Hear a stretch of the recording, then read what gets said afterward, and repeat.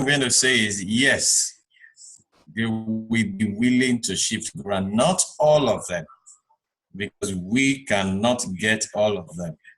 Yeah, we should all realize that the big tobacco industries, they are a multinational companies and they are powerful. Even when we took them to court, it was hard to win against them. Yeah, it was really hard. So they are going to, when they see that you are trying to win over their farmers, that is when they are going to start throwing, giving them a lot of incentives for them not to come to your side. So it's gonna be hard. I'm not saying all of them would drop the tobacco farming, but I can assure you some of them will drop tobacco farming. Yes, some of them will drop it, but not all of them. But some of them will drop it. This has happened before in the past, so and I'm sure it can happen again. Some of them will drop it, though it's going to go through a hard time to convince them, show them why they need to drop tobacco farming for something else. For some of them, they see it as a tradition. Some of them, they see it as part of their culture. So telling them to drop it, it's a big issue. But it's something that with a lot of effort, I'm sure some of them will drop, because it has happened before and we have success stories on that. So I'm sure some of them will drop, but not all of them. Okay, so he has a follow-up that if they would shift grounds, if some of them would shift grounds, can IITA and other organizations in the agricultural space, can they do something about it? I think that would be like well.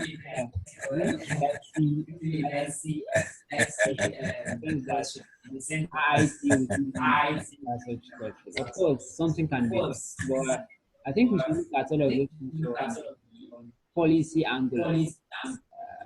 So yes, this is happening, and we as advocates try to influence what is happening. But then we don't have the resources that can get these things done. So I think a good way would be for us to approach IT, tell them about the things that we have in this process, and tell them that these are possible solutions that we can have. So maybe we can. Yeah, thank you very much, Tohib. Well, some things might shock you here, that the companies that you have mentioned. So I'm not saying they are, but when you dig deep, you will realize that some of them are even partners with BAT Nigeria. So you cannot go and meet BAT partners to go against their own partners. They wouldn't do that. These are something that we found out before. You will be shocked. There are companies that we've gone to meet to partner with them. In the end, when we see the way they are responding, we'll go and dig deep and we discover that they are working with British American Tobacco. So all these things, it is going to take a lot of research. We're going to have to do a lot of research, a lot of findings to actually know whether the companies or the organizations we are approaching are not partners with the tobacco industry. They may not announce it openly, but they sure some of them are doing something together. Yeah, myself and Tohib together were in Abuja 3 weeks ago while we were visiting the Minister of Health. And we went to the SDG office. We saw something as the SDG office. Shockingly, one of the sponsors of Sustainable Development Goals in Nigeria, part of the sponsors are some other organizations, including British American Tobacco Nigeria. So do not be surprised, because they have BAT Foundation now and claim good things.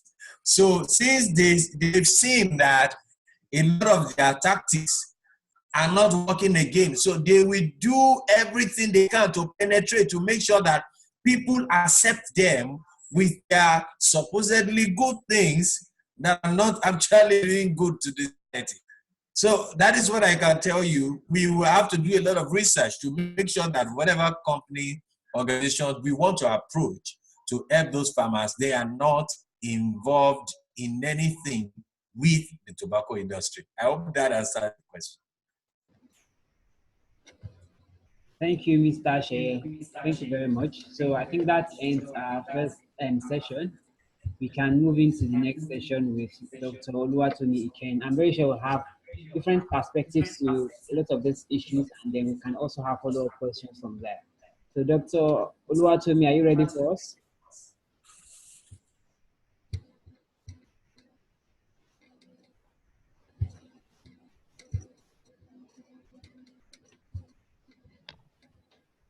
Can you hear me? Yes, we can hear you. Yes, I am. Okay.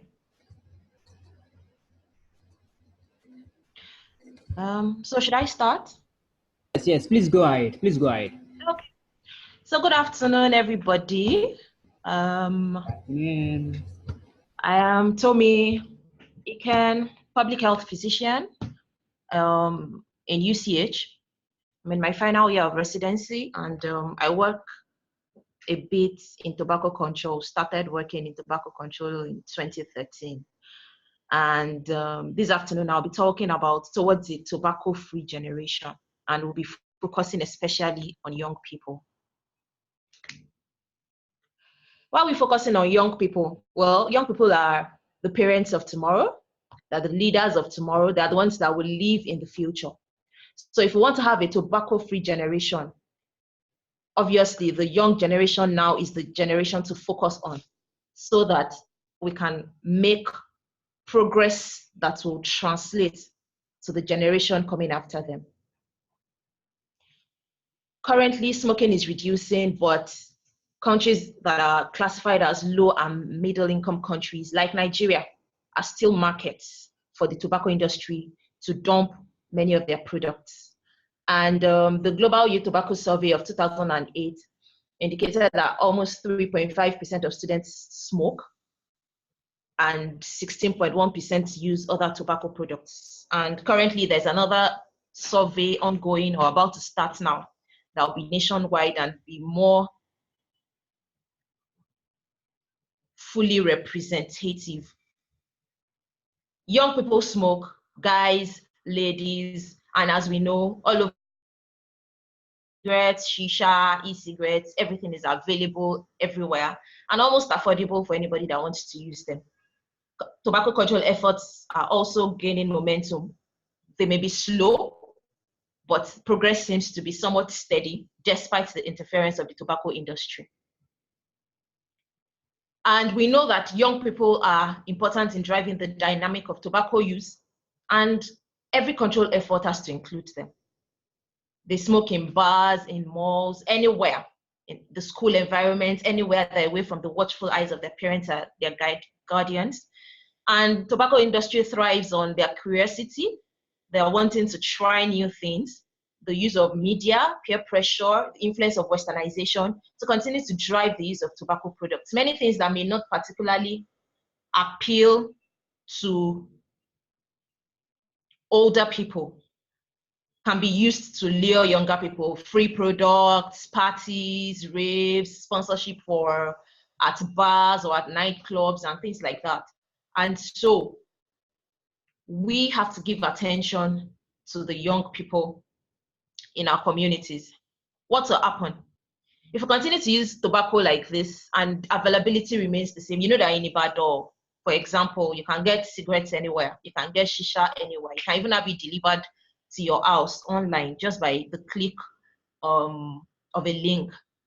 We'll have many more people driven into poverty, many more people will develop illnesses. Mr. Shaya was talking about tobacco-induced diseases like green tobacco sickness that affects farmers. Many more people will develop diseases. We have heard about cancers and all that people will develop eventually just from tobacco. And Families that are already below the poverty line will be further driven into poverty. And then we know the effects of smoking on people around, passive smoking.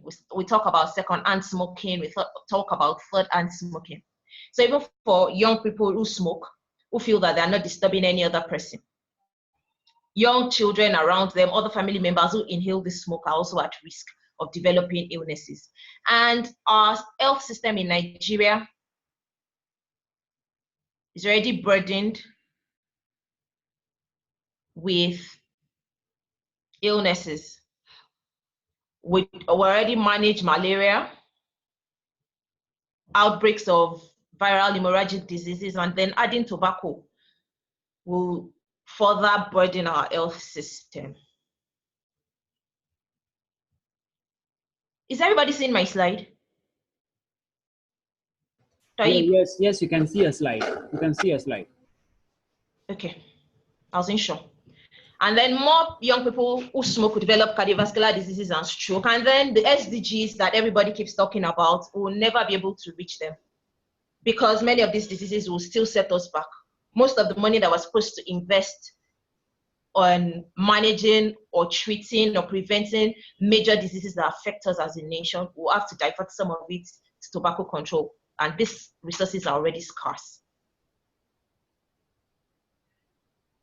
Why are we so concerned about young people? The addictive nature of nicotine is a problem. It's very easy to start and it's very hard to quit. Many people feel that they can just start using cigarettes, and when they want to stop, they'll be able to stop, especially young people who are very curious. But then it doesn't work that way, because the way cigarettes are made, they are designed to get the smoker hooked on them, and then nicotine makes it very hard to quit. And then there are very ineffective comprehensive bans on smoking, partly due to poor political will. So we have bans, we have Tobacco Control Act, we have bans on taps, advertising and publicity and all of that, and sponsorships. But you still watch movies and you still see people smoking. You still watch clips online, you still see people smoking. These are subtle ways that the tobacco industry continues to ensure that people will still smoke, because all it takes for some people is just a visual cue. They just see someone smoking and then they just feel like going back to it, and they continue to capitalize on it. And then tobacco products remain easily accessible in our country. And most of it is because they're not heavily taxed. We saw Mr. Sheye's slides before me. And then education or awareness campaigns on the hazards of tobacco use are mostly met with ignorance. You hear things like, my grandfather smoked till he was 90 and nothing happened to him. My father smoked till he was 80 and he did not have any disease. So young people are not bothered. You tell them that you can die from tobacco smoking. Someone will tell you that it is something that will kill someone. They're not bothered. Youths are more the bolder these days. They're more daring and they're ready to try anything. So, and then young people want to appear cool and sophisticated. The issue is that the reality of a tobacco-free generation will have to start with the youth. It's the young people that will have to pick up that mantle, run with it, and then make sure that they make Nigeria, Ibadan, free from tobacco for their own children. That will be the tobacco. It can start with the current set of youths, but it's very unlikely that we have a tobacco-free generation with the current set of youths. So it's likely that after their generation, after this generation that we're in, that we may begin to see the possibility of having a tobacco-free generation. And what does it mean when we talk about a tobacco-free generation? That means a whole cohort of children that are born after a particular year, let's say 2020, cannot buy tobacco products. They are free from the harmful effects of tobacco from their parents during pregnancy. That means that we have a generation of women, men who do not smoke, and their pregnancies are not affected because they did not smoke. And then they can have children or have pregnancies that are absolutely tobacco free. So the children cannot buy, this cohort of children, let's say 2020, cannot buy tobacco products of any form. They are free from the harmful effects of tobacco from their parents during pregnancy, and they get to grow up in smoke-free environments. So there's nobody smoking anything in school. There's nobody smoking anything in play places. There's nobody smoking in any restaurant. So there's no risk of second-hand or third-hand smoking. and they're shielded from tobacco industry marketing. So a total ban on tobacco advertising, promotion, and sponsorship. They cannot advertise anywhere, radio, TV, they cannot host any raves, they cannot do anything. They cannot go to schools to invite children to clubs. They cannot give anybody free tobacco branded t-shirts. They cannot give anybody tobacco branded pens. They cannot do anything. They cannot paint houses with tobacco colors or anything. And then these children are equipped to make informed choices on tobacco and health, because those children will grow up and then they will eventually still see sticks of cigarettes somewhere, because that's the whole industry that we're dealing with. When we say the tobacco industry, it's just like the big sugar industry. It's just like alcohol industry. That's a whole industry. People are buying, people are selling, people have investments there. So it's not a small thing to be able to shut this down. But is this possible? Absolutely. In a few cities in Philippines, they've been able to do this. They currently have, in a particular city, one of my classmates in Johns Hopkins, a mayor in Philippines, his particular city got awards because for almost like 10 years now, they are raising a tobacco-free generation in that particular city. They do not sell tobacco. They've not sold tobacco in maybe almost 20 years in that city. They banned it totally. You cannot get it to buy, you cannot brand, you cannot sponsor, you cannot do nothing.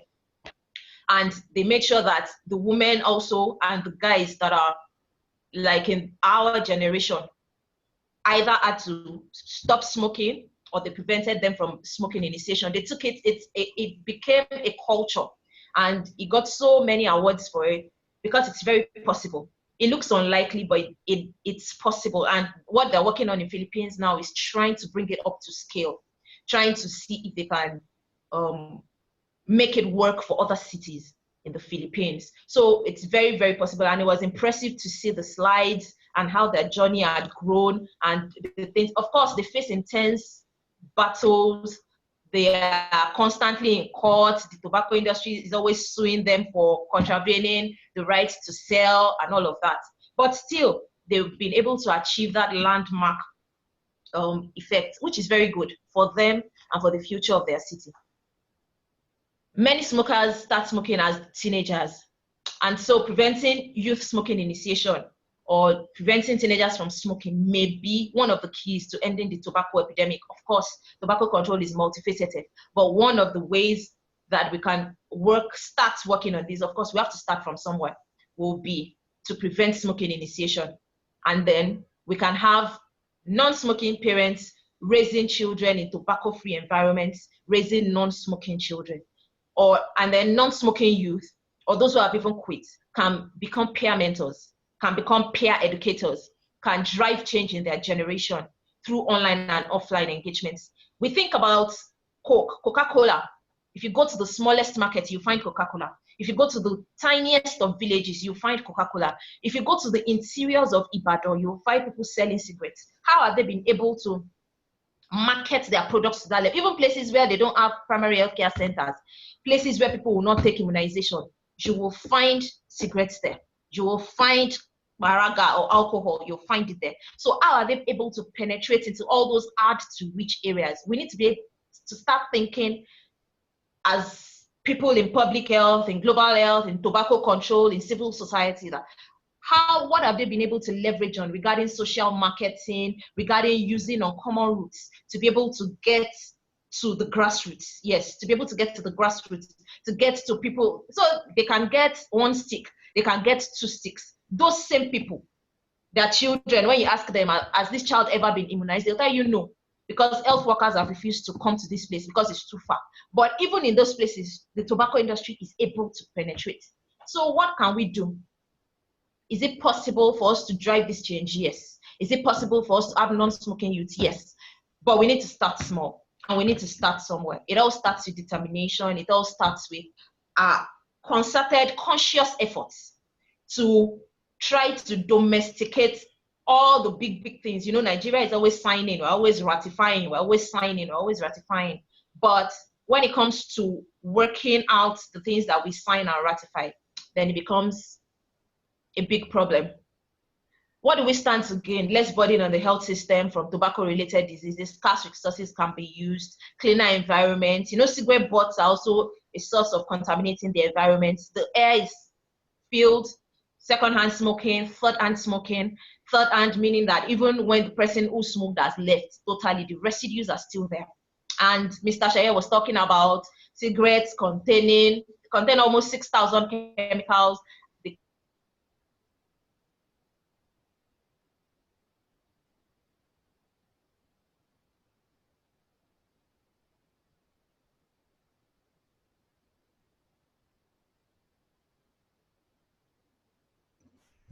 Hello, Dr. Iken, are you there? Hello.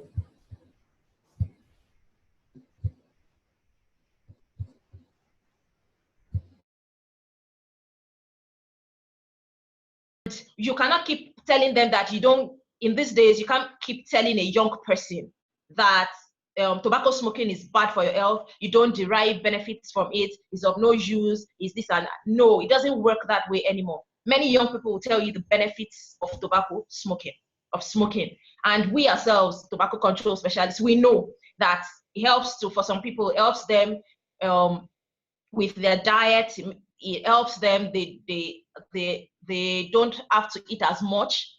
So some people that want to lose weight, that's the way to go for them. Some people are depressed, it just lifts their mood. Some people just want to be among the fun crowd. So tackling a young person and telling the person that there is no benefit from tobacco smoking is not the way to go anymore. Youths just want to be engaged at an intellectual level, something that tells them that this person understands the benefits I'm getting, but that the risks are more. The risks are more than the benefits that you get from smoking tobacco. Peer mentoring sessions in schools, online engagement using social media, advocacy days such as tomorrow. If you're on Instagram, if you're on Twitter, on Facebook, talking to one person. If it's just one person that you can reach, if it's just one person you can talk to, if there are community outreaches, if it's just to slip it in. Even in houses of worship, churches, mosques, these days we see a lot of people, a lot of young people in church, male, female, mosque, they're smoking in secondary school, some at the end of primary school. So we need to still be able to engage these people so that as we're engaging them, we're preparing them to ensure that the generation after them is totally tobacco free. And then to provide support for smoking via referrals. If you have someone that is smoking, a young person smoking, now where do you refer to in Ibadan, for example? Who do you tell? What doctor or who can you tell to help the person quit smoking? We don't have any referral lines in Ibadan. We don't have any quit lines that any young person can call into toll free to talk to anyone. But there are a few tobacco control people. I know that they do some stuff in UI. I followed them to the clinic before and I've seen amazing results from youth who were smoking, who were able to quit smoking just because they were engaged in the clinics that one of my mentors runs in the UI Jaja clinic. So I've talked about social media. It appeals to young people. You have a wide reach. People can read it. People can look at what you have posted, even if it's once in a year, even if it's once in a month, and then it appeals to many young people. And it's just the money for data. So what are the key lessons from what I've talked about today? Tobacco smoking does so much harm to the smoker and to people that are inhaling the smoke. Young people are targeted by the tobacco industry and they have the power to drive the epidemic either into the ground or to continue to drive it up. Preventing smoking is easier, it's cheaper and healthier. And the tobacco-free generation is excellent for people and for the earth. And it is very possible, but that change has to start with the current crop of young people. And we can start with just engaging one young person in our community or in our circle of influence. That's the way I believe that eventually we'll be able to have a cohort of children who will live in a tobacco-free generation. Thank you very much for listening. Thank you. These are my references. Thank you very much. Thank you, thank you, thank you. Toib. Yeah, I'm here. All right, thank you very much for your presentation. That was beautiful. Thank you. So I think now we'll take questions for Dr. Iken. So if you have questions for her, please, you can type or unmute your audio. You can type or unmute your audio, either of those two. Any questions for her?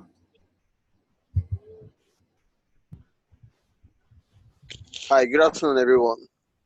Good afternoon, Yinka.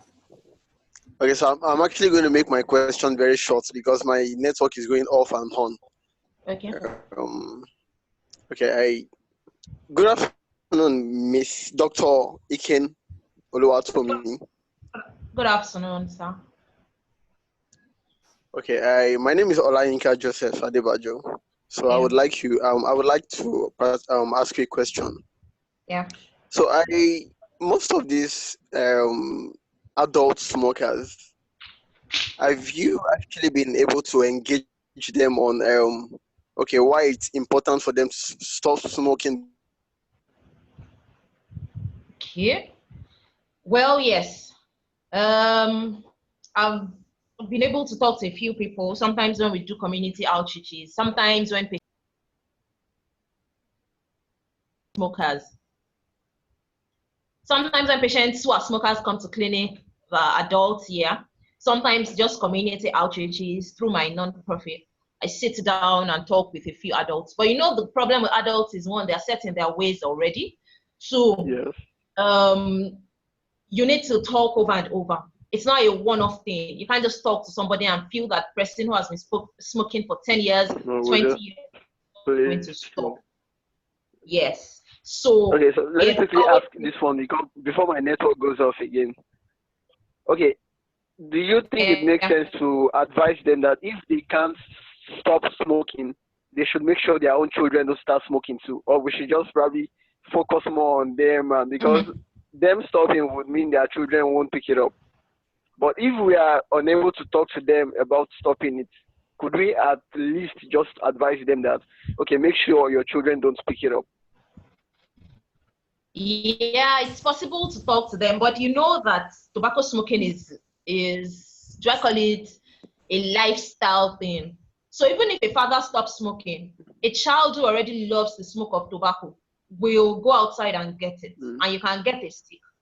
You can get 2 sticks, the way our laws are set up currently. You can go to school and still decide that people whose parents never smoked, who smoke. So sometimes it's not exactly about the parents. It's good for us to engage parents and then use it to engage. But many children who even smoke will not smoke. Can you hear me now? Oh, yes. Okay. Sorry, my network went off again. Oh, okay. So do you guess? guess? But I'm back now. Yes, I do. Many children who even smoke, the parents do not smoke. Okay. So they just pick the habits, maybe from school or from somewhere, or they just love the smell with their parents. But overall, it's good to engage everybody. Parents, children, youth, yes, to stop smoking. Maybe one person. Can you talk a bit about e-cigarettes? Because during one of our chat sessions, someone was actually arguing that e-cigarettes is not harmful, that it's even one of the ways they can help someone stop smoking by taking the E option. So can you talk more about e-cigarettes? Okay, yeah. So e-cigarettes are, when they first came into the market, everybody believed that it would be a way for people to stop smoking. That if people don't smoke cigarettes and are able to use the e-cigarettes as vaping products, you just put it in your mouth and all of that, it can help you to quit. But the research on it has shown that it's not true. It's so not true. There's still a lot of research ongoing in what it contains, but it is also founded that many of the contents are also harmful to the body. And it's also been found that people that use e-cigarettes do not necessarily quit smoking. In fact, it takes a lot of effort for you to be able to put something in your mouth and to mimic the act of smoking. Some people even gain more boldness to start smoking cigarettes just because now they're able to put an e-cigarette in their mouth. So e-cigarettes are harmful, same as shisha. So everybody keeps saying that shisha is just enjoyment, it has flavors, it's very nice, it's colorful, many celebrities are using it. Yeah, the science on it is still also very varied. Some people feel a lot of work is still being done that what exactly is contained in shisha. But as we know, preliminary results have shown that they also contain harmful products that contained in cigarettes, in the regular cigarettes, maybe just at different doses, maybe just at different concentrations. We don't even know. So e-cigarettes are not the way to go. E-cigarettes are not the way to go at all. They're not the way to go. E-cigarettes, shisha, no, they're still not the way to go. They don't help anybody quit, and that's the truth. Thank you. All right, thank you, Dr. Iken. Thank you, Yinka. So now we have a question from Sandra. She said that in Kenya, tobacco is cheaper and accessible compared to other drugs. And it is so unfortunate that the rehabs are so expensive that only the rich families can afford. I think a bit of a comment on that will be that this is the reason why we talk about tobacco control. Tobacco control, for example, is we talk about tobacco taxation, and that's where we have increase in the cost of the unit price for each stick of tobacco. If we have something like that, for example, it's not going to be cheap. That would reduce accessibility, and it also questions how people can be able to afford it. I mean, you have to take a lot of money to spend, take more money to spend to get tobacco products, basically. And then there was a comment about shisha and e-cigarettes. I'd like to mention that I read an article recently that said that a puff of shisha is equivalent to smoking 10 sticks of tobacco. So imagine that you would get in taking a stick of tobacco, multiply that by 10. That's what you get. That's what you get from a puff of shisha. And people go all night taking people even have the product in their home because it's flavored and it's quite fancy compared to the sticks of cigarettes. So it's still a whole lot of health implications that we have in e-cigarettes and shisha. Yes, we might not really have the chronic the data for chronic abuse of e-cigarettes and shisha because they are quite new, unlike cigarette sticks that we've had for a very long time. So we have a lot of information about it. But still, we have enough information to tell us that shisha and e-cigarettes are still harmful to our health. Yes, absolutely.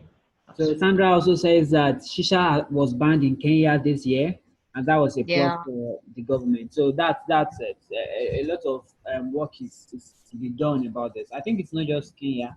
There was another country in Africa that did something about shisha recently. I can't remember the exact country, but so there's a lot of work being done. Do you have any other comments, any other question, any other opinion before we end the session?